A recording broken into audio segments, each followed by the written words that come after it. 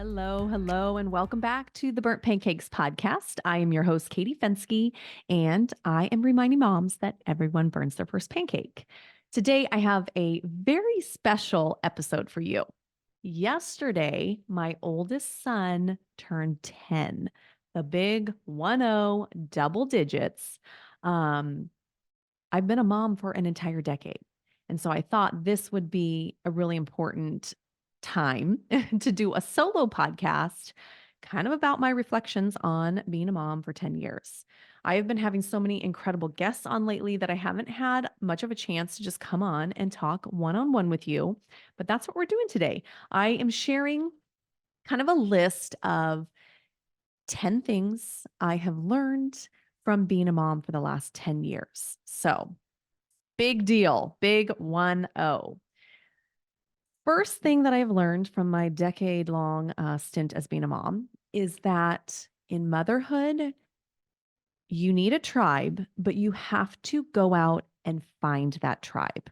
Okay, so when I first became a mom, I learned that I am such an extrovert.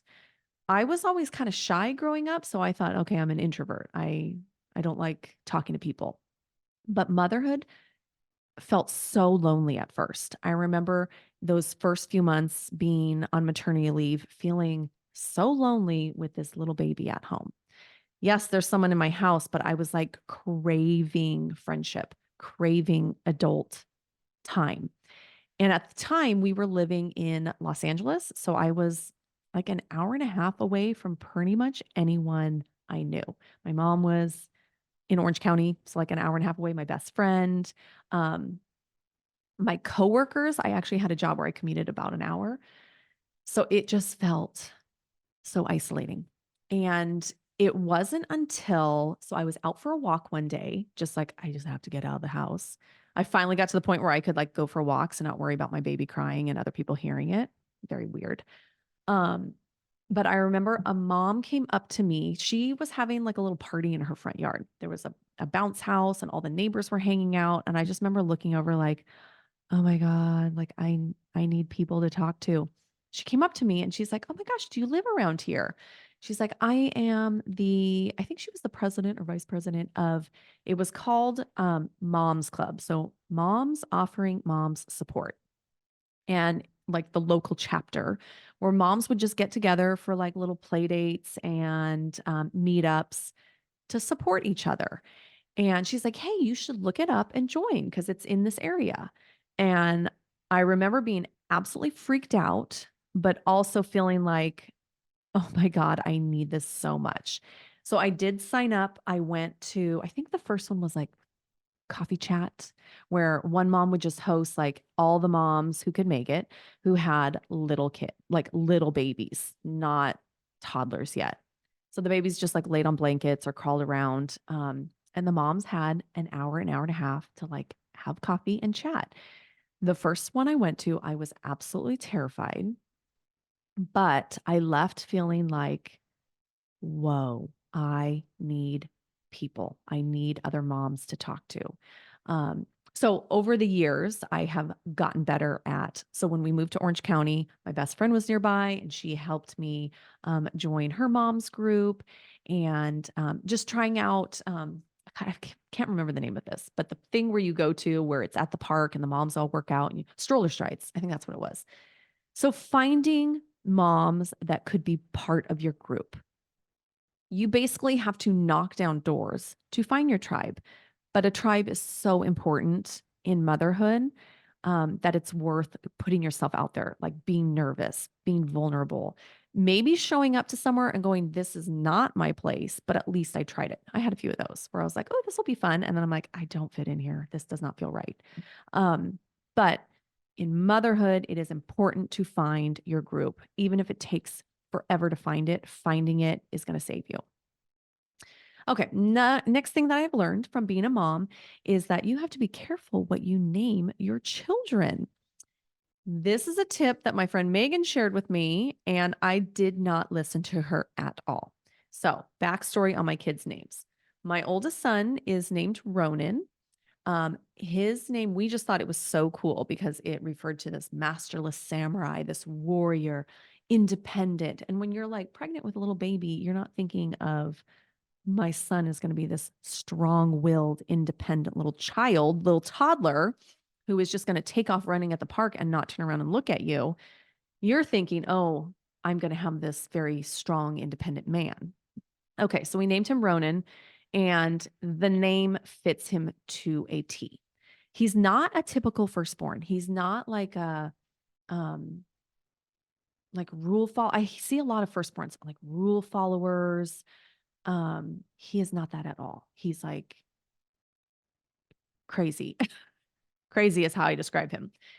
Very independent, strong-willed. I mean, he does have like his sensitive side. He does have like a shyer side to him at times, but he is go to the beat of his own drum. I'm going to make my own path, mom, like that.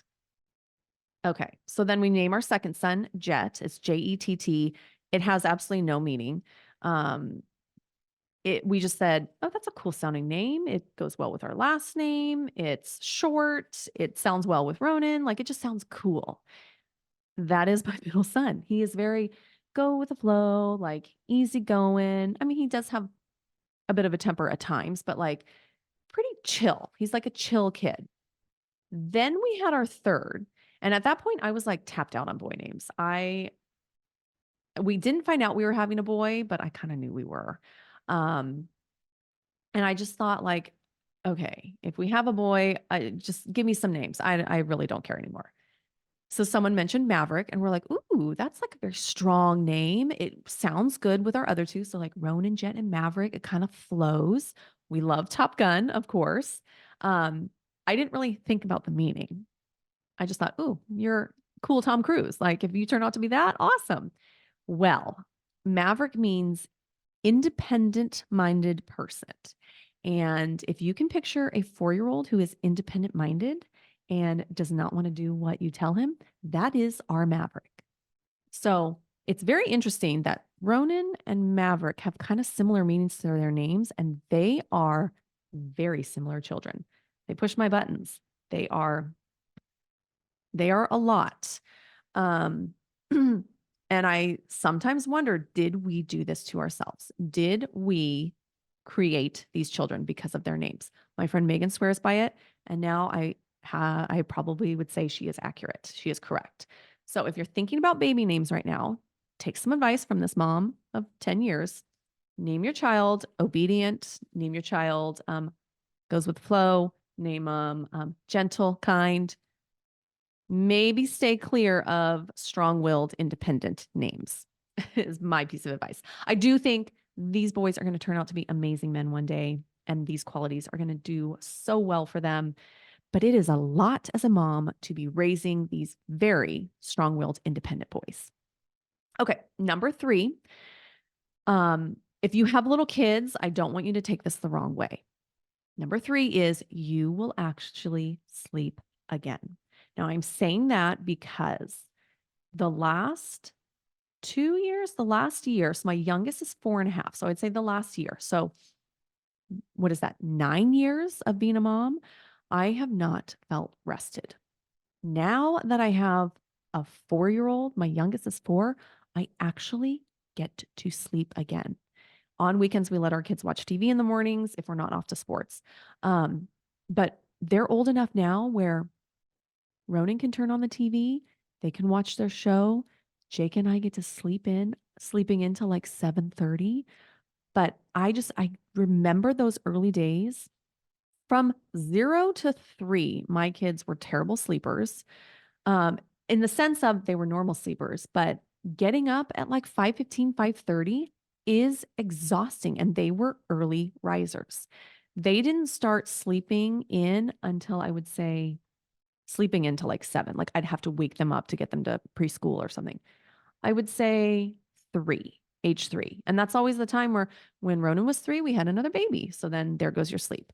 And then Jett was 2 and we have Maverick. So for, 3 more years after that, we didn't sleep. Now that we are with a 4-year-old as our youngest, we sleep and it feels so good. So if you're in it right now, I am sorry. I don't want to say you will sleep again because that sounds like brutal, but it feels good to know that sleep is coming. I also don't necessarily have a napper anymore.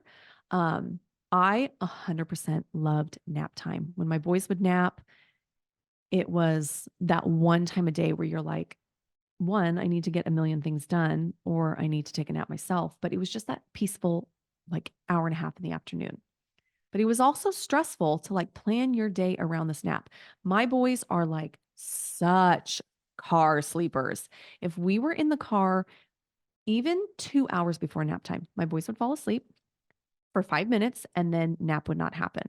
So it just felt very stressful to be like, we have to be at the park at this time because if I don't get them in the car by this time, our nap is screwed. Now, my youngest probably still needs a nap, but we're so on the go and picking up the boys from school. His naps are basically in the car in the pickup line.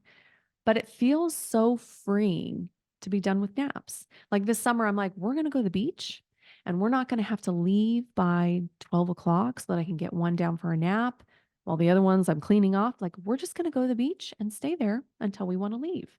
So that feels good. Being at this point in motherhood, knowing like I loved nap time when mine were little, but I also really love the freedom that comes with not having nap time. Okay, number 4. No child is the same. And you hear this a lot, but I am totally seeing that with my own kids.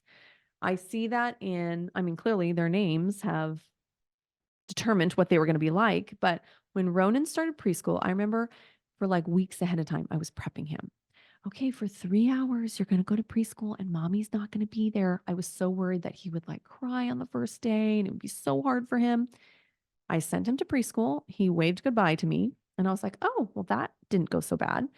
I came to pick him up and he came out of the door like sobbing. And I'm like, oh no. Oh, was it such a hard day? And he goes, Mommy, you're not here. Like he didn't want me to pick him up. He wanted to stay at preschool. Oh my gosh. Okay. So that's not how I thought preschool would go.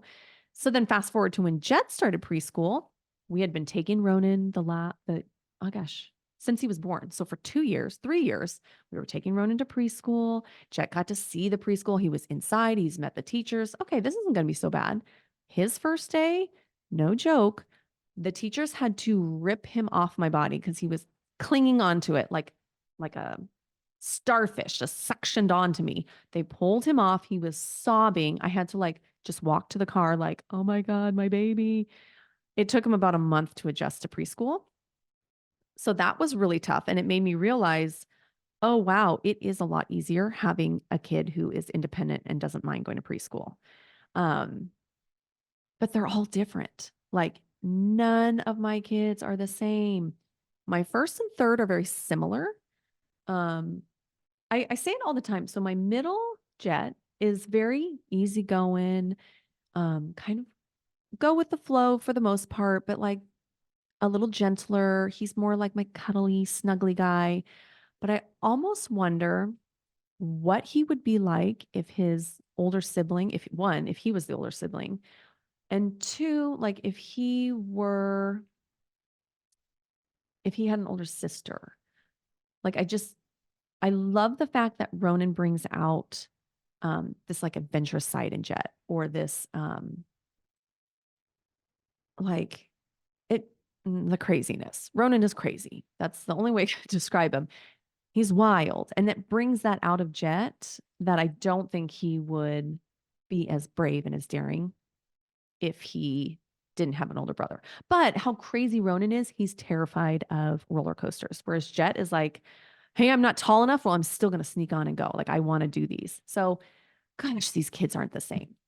I remember my mom, I used to ask her when I was a child, I would say, Mom, who do you love more, me or Betsy? So Betsy's my older sister. There was two of us. Who's your favorite? And, I'm trying to get her to say, oh, you are, Katie, you're my favorite. She would always say, I love you both the same. I don't have favorites. And it would annoy me because I'm like, come on, Mom, like you've got to pick one of us. And now I totally get it. I get that you don't love them all the same. You love your children with all your heart. I love so many different qualities in each of mine. There are favorite things I love about them. I love that Jet's little brain is like such a thinker and he can like imagine how to build things. Whereas Ronan's like, I don't have the time of day to like sit that long. Like we bought Jet a Lego set. Well, actually, we bought my husband a Lego set at Christmas time. It was like a Santa's Village set. It had an 18 plus on it. And Jet goes, "Can I help with that?" And we're like, "Okay, yeah, you can help." Well, he basically took it over, worked on it for no joke, probably 5 hours. We got it like 3 o'clock in the afternoon. And by bedtime, he was like almost done with it. Whereas Ronan, we can give him like an easier set. He'll do it for 5 minutes and just be done. Like, oh, I can't figure this out. I'm going to take a break and just never finish it. I love that part of Jet, that he's such a builder and like can stick with things. There's so many things I love about Ronan. Like, I love watching him play sports. It's so fun. He is my funny one. He's the one that he and I can like rock out to 90s hip hop together because like he and I connect on that. So I don't love them all the same. I love them all. And I have favorite things that I love about all of them because my children are not the same.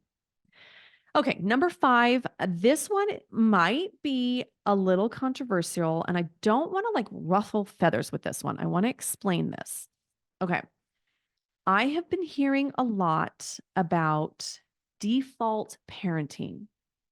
So I see this a lot on social media where like a mom will post a video of herself, doing the dishes and then say like, I'm the default parent and list all the things that mom has to do. So it kind of refers to like the parent that ends up taking care of all the tasks, like the kid related tasks, the household tasks. And yes, I do feel like moms do end up becoming the default parent a lot of times. Like I was just thinking to myself, I make the lunches. I know how to check the grades. I help with homework. I, make sure the sports schedule, like I'm getting them to practice. I'm doing this. I, schedule the doctor's appointment. I've scheduled the dentist appointment. But I have chosen to take all that on. And I kind of like when I hear default parent, I want to think, um, have you asked for help? So it's okay to say, like, wow, I've taken on so much and there's a lot on my plate. But for me personally, I am learning over the last 10 years that is okay to ask for help. And I will say, like, some of you might be listening and be like, well, I don't have help. I do have a very supportive husband. Um, he helps out a ton. And also, I'm starting to figure out how to ask for help. So if I said, oh my God, making lunches is getting so overwhelming, would you be able to help me make them the night before so that I don't have to do it in the morning? I would guarantee he would say yes. But it's the fact that I don't ask, that's when you start feeling that like resentment and that, um, like that, I guess, resentment. Like, I'm doing it all. Why can't he help? Well, my take on this is that if it feels overwhelming, if it feels like you can't manage it, it's okay to admit that and to say, I need help with X or I need help with this. Like, hey, can we do a joint calendar so that we both know what the schedule is? Here's a quote I saw recently, and I'll try and find the website that I found it on. But I thought this was like so eye opening about the whole like default parent thing. It said, it will never be a 50-50 division of parental responsibility between you and your partner. It's impossible. Whether you end up both being working parents or having one parent work while the other stays home, it is impossible to divvy everything up in a perfectly balanced way all of the time. Sometimes you'll feel like you're doing more. Sometimes it will feel unfair. Talk about it and ask or offer a day off, but don't harbor resentment, as literally nobody in the world is doing this parenting thing perfectly equally. And I thought that was so true. Like, I have been guilty of sometimes feeling like, oh, I feel like I do so much and he doesn't have to do as much. Or especially when they were little and you would hear like, "Mama," I'm like, they never call for dad. I'm always the one having to get up. But for the longest time, I never said, hey, I'm going to get up. Can you also get up with me and help? I was not good at that. So default parenting equals, if you're feeling like you're the default parent, this is a good time to think about what you can ask for help to take off your plate. So after 10 years of being a mom, I am slowly learning how to ask for help. And that is a big piece of advice that I'd like to share.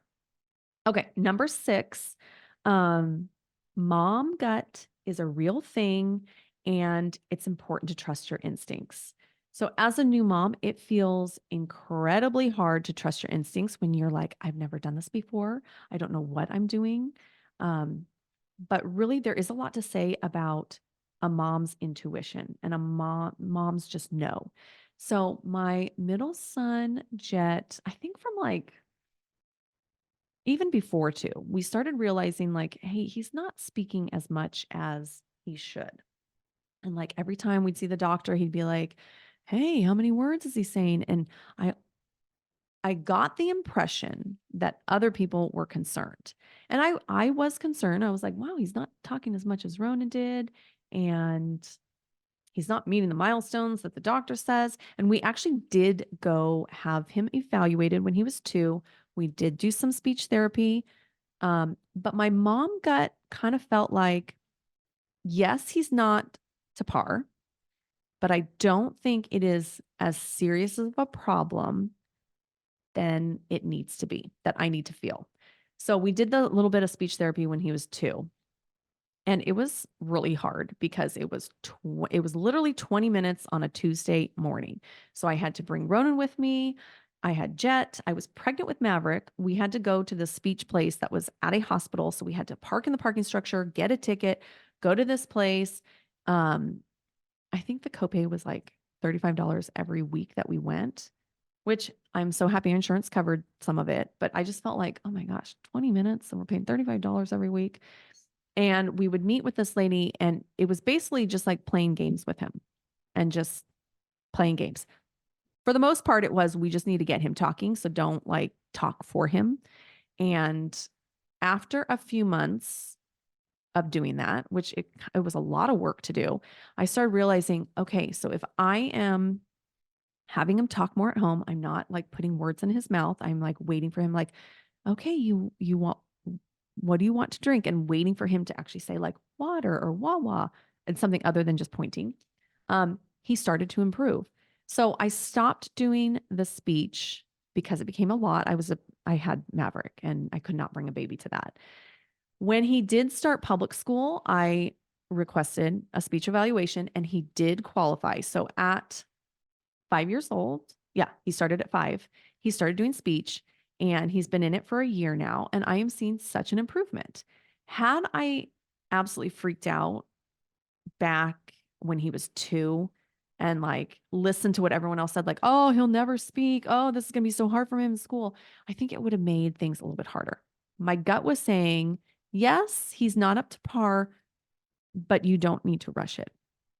That was one example I thought of how I trust my gut. But if you're really, as a mom, feeling like something is not right or something is okay, it is okay to trust yourself. Okay, number 7 is, after 10 years of being a mom, I have realized that I am never going to have my pre-baby body back. And that is such a hard thing to accept because I know everyone says like, your body is amazing. You had a baby, you raised it. And I'm like, yeah, I know. But if I could just have that body back and still have my 3 kids, I'd be really happy. But I birthed these kids. Things are different now. I don't have hours to work out. And it is okay to say that my body looks like I had children. All right. Number 8. I have realized that my own mom was an absolute saint. In that, I do remember moments of her like maybe getting frustrated, way more than I have been. Like, I cannot believe how impatient I get with my kids. And I'm like, my mom would have never done this. But she was a saint for putting up with some of the stuff I did. And also, she made my childhood so fun. She made it look like being a mom is the best thing ever. Like she looked like she was having fun being a mom. And I just hope that when my kids look back at their childhood, they will also think my mom was fun. My mom was, I mean, I had a great childhood. We did fun things together. Not just mom was always yelling at me, which I'm working on that. I'm trying to be a little bit better, but um, I really appreciate that my mom showed me that childhood is fun. Being a mom is a wonderful thing. And darn it, she made it look so easy. All right. Number 9, another buzzword in motherhood is self-care and finding yourself. And as much as I don't want to keep saying like self-care, it is so important because when you become a mom, sometimes you feel like you lose yourself. I can clearly from April 25th, 2014, prior to that, I was Katie, not a mom. After that, everything does change. You are a mom and you will never go back to the person you were. You have elements of who you were, but motherhood changes you. And a big part of not losing yourself is taking care of yourself and finding yourself. I find that it is easier now that my kids are older to do things that kind of like fill my cup.